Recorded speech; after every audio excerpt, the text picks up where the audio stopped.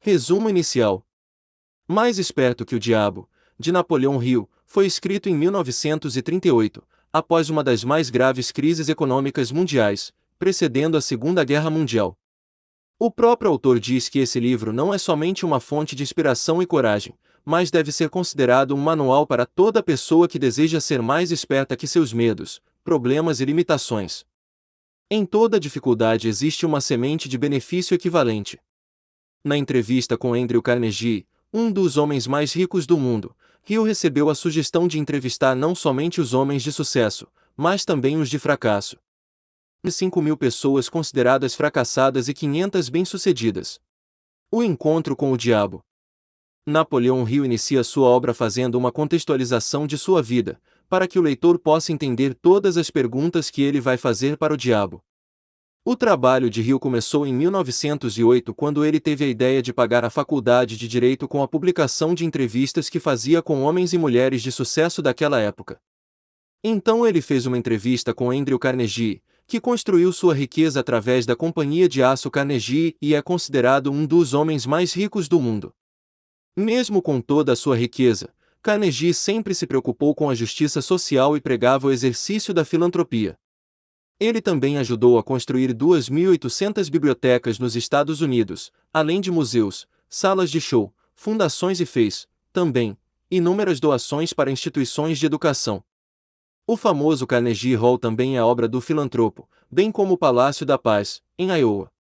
Quando Hill falou para Carnegie que tinha a intenção de fazer entrevistas com homens e mulheres de sucesso, Carnegie sugeriu que não fossem entrevistadas apenas pessoas de sucesso, mas também pessoas de fracasso, porque dessa forma era possível fazer o maior levantamento de todos os tempos sobre os princípios de realização pessoal.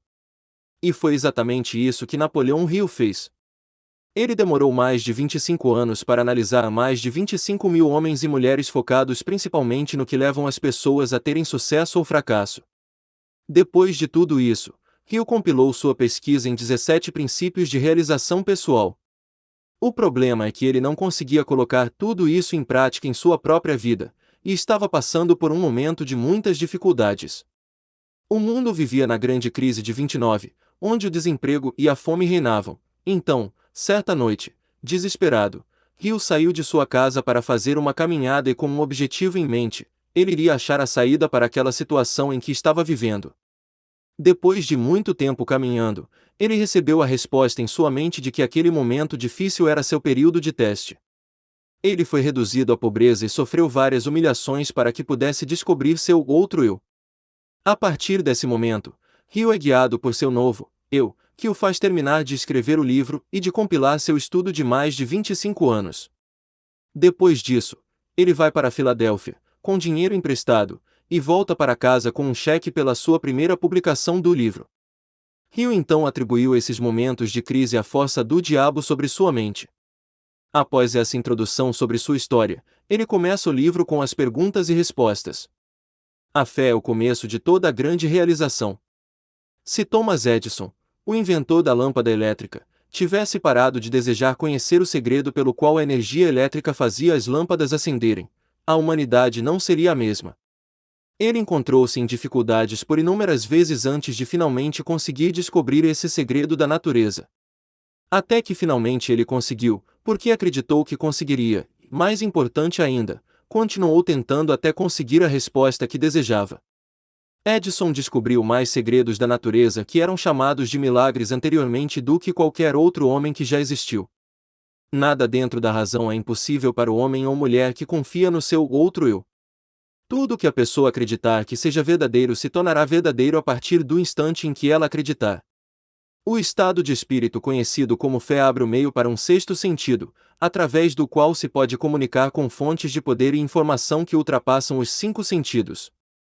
O desenvolvimento desse sexto sentido vem sempre para ajudar. Ele é na verdade uma estranha força que pode abrir para sua mente as portas do templo da sabedoria. Segundo o autor, o sexto sentido é a experiência mais próxima que ele já chegou de um milagre, e ele aparece dessa forma porque Hill não entende exatamente o método como esse sentido opera. Hill diz que sabe que existe uma força ou uma causa central primária, ou uma inteligência que permeia cada átomo da matéria e faz parte de cada coisa que o homem pode ver. Essa infinita inteligência converte ramos em árvores, faz com que a água escorra pelos montes em resposta à lei da gravidade, faz a noite após o dia, o inverno após o verão, cada um mantendo seu posto e funcionando de forma harmoniosa. Essa inteligência ajuda a transformar desejos em formas concretas. As perguntas.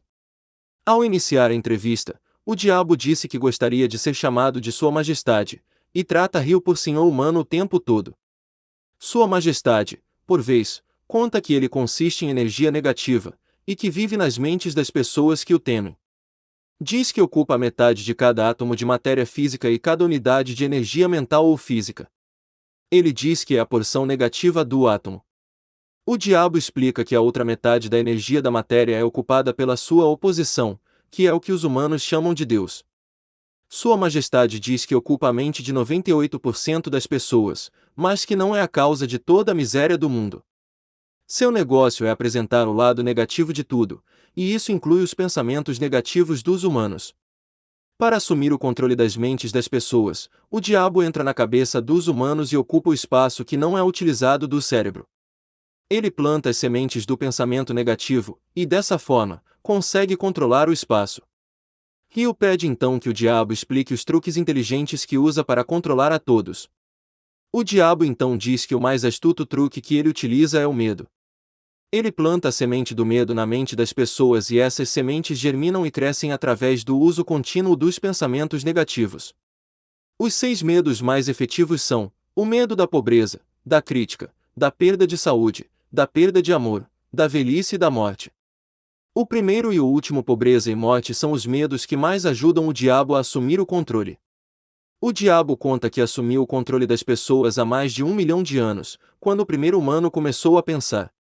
Até aquele momento ele tinha o controle sobre todos os homens, mas aí o inimigo descobriu o poder do pensamento positivo e o colocou nas mentes dos homens.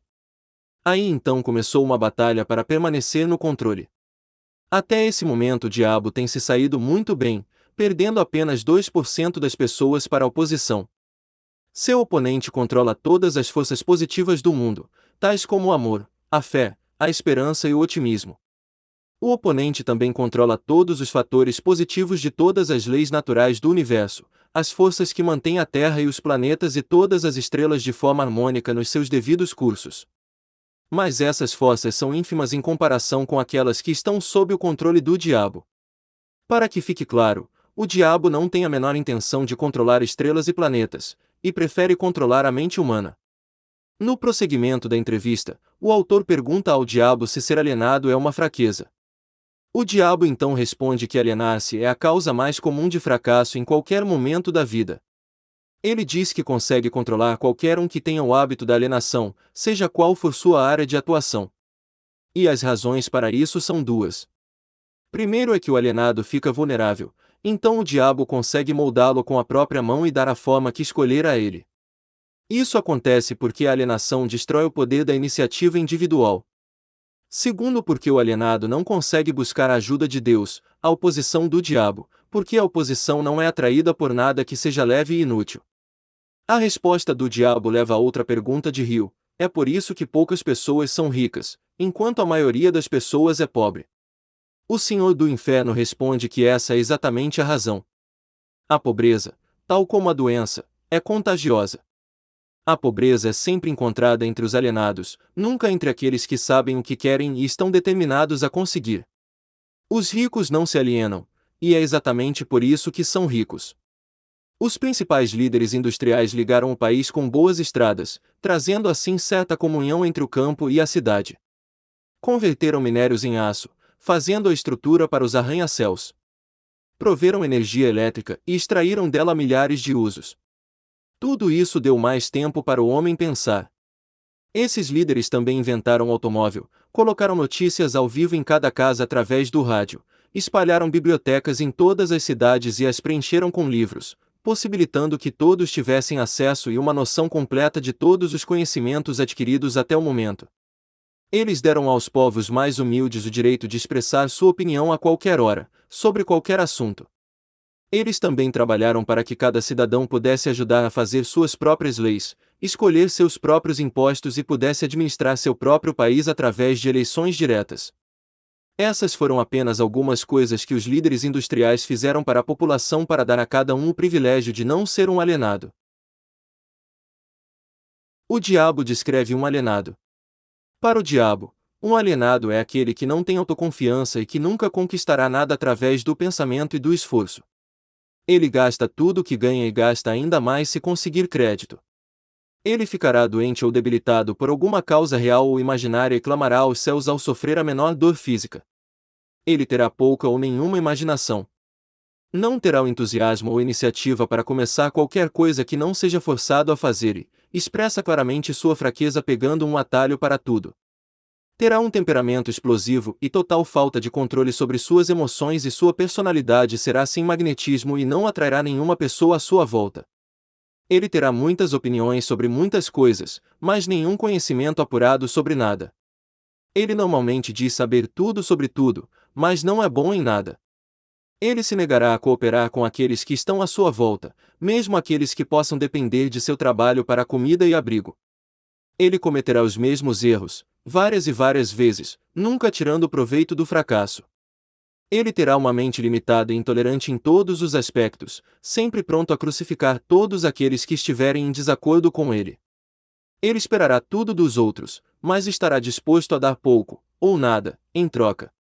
Ele começa várias coisas, mas não termina nada. Ele será taxativo na condenação do seu governo, mas ele nunca lhe dirá definitivamente como a gestão pode ser melhorada. Ele criticará outros que estiverem sendo bem-sucedidos em suas carreiras. Em poucas palavras, o alienado trabalhará duro para não pensar, enquanto outros trabalharão para ter uma boa vida. Ele contará uma mentira, antes de admitir sua ignorância em qualquer assunto. Se ele trabalhar para outros, ele os criticará pelas suas costas e os elogiará na sua frente. O que é um não alienado? O primeiro sinal de um não alienado é este: ele está sempre engajado em fazer algo definido, através de algum plano muito bem organizado e detalhado, o qual também é definido. Ele tem um objetivo maior na vida, no qual ele está sempre trabalhando, e muitos outros menores objetivos, todos os quais o levam ao seu esquema estratégico central.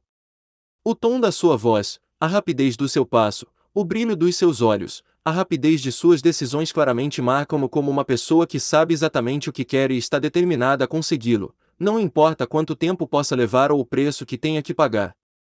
Se você fizer questionamentos a ele, ele lhe dará respostas diretas e nunca cairá em contradições nem evasões ou subterfúgios, seja qual for o assunto. Ele fará muitos favores a outros, mas quase não aceita favores em troca. Ele sempre será achado de frente para o campo de batalha, não importa se for jogando um jogo ou lutando uma guerra.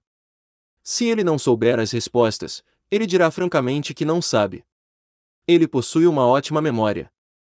Ele nunca oferece um álibi para suas deficiências. Ele nunca culpa os outros por seus erros, mesmo que eles mereçam.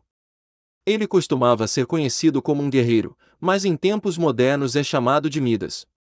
Você o encontrará administrando o maior negócio da cidade, morando na melhor rua, dirigindo o melhor automóvel e fazendo sua presença ser sentida onde quer que esteja. Ele é uma inspiração para todos aqueles que entram em contato com sua mente. A característica mais marcante que distingue um não alienado é esta: ele possui uma mente totalmente sua e a usa para alcançar todos os seus objetivos. Resumo final. Segundo o autor, as leis do diabo estão presentes invariavelmente no destino de todos os homens, de forma inevitável. Hill diz que não precisa ter muita imaginação e nem muito conhecimento sobre as leis naturais para entender que a maior parte das dificuldades nas quais as pessoas se encontram são suas próprias criações. As dificuldades jamais são resultado de circunstâncias imediatas, elas geralmente são o ápice de uma série de coisas, as quais foram consolidadas.